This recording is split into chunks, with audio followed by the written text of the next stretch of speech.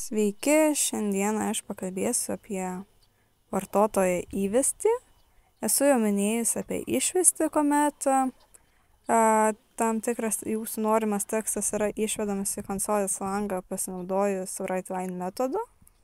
Tai su įvestimi būtų naudojamas metodas readLine. Tai tarkim, mes kažką paprašom vartotojo ir tada jis įveda konsolės lange ką nors. Tai pavyzdžiui, dabar būtų taip, aš susikursiu string tipo kintamą input, pasirašysiu jeigu console readLine ir šiame kintamajame bus saugomas tekstas, duomenys, kurį įvedė vartotojas.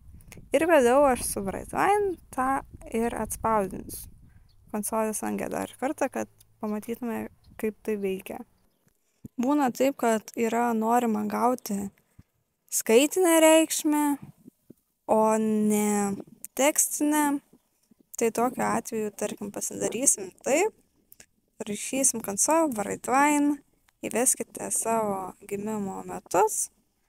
Tada, kaip matome, esu susikūrus kintamąjį int year ir priskyrus reikšmę console readLine. Jinai yra raudona, todėl kad readLine metodas grąžina string tipo kintamąjį. Todėl apačioje pasirašiau, kaip reikėtų iš tikrųjų daryti. Tai yra, pasirašom vėl int correct year, tada convert int console readLine skliaustuose.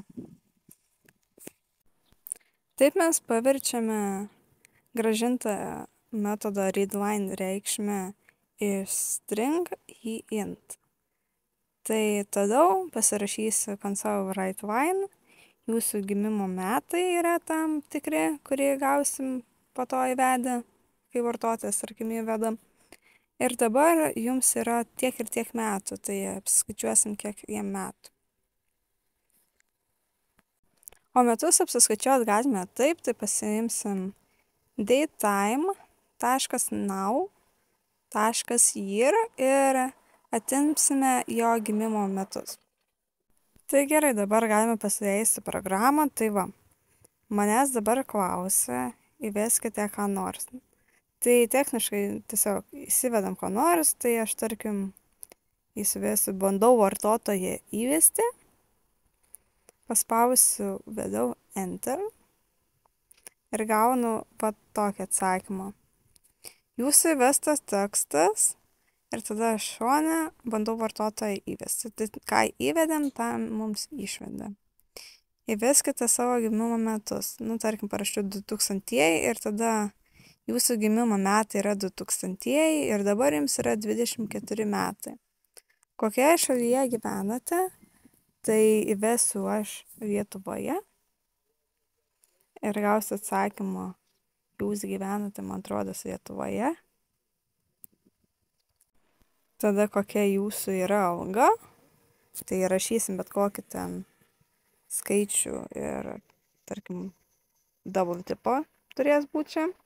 Ir tada gauname, jūs uždirbate tiek ir tiek. Tai apie vartotoją įvesti būtų tiek, čia gana paprasta. Jeigu turit klausimų, rašykit, tai šiam kartui būtų tiek.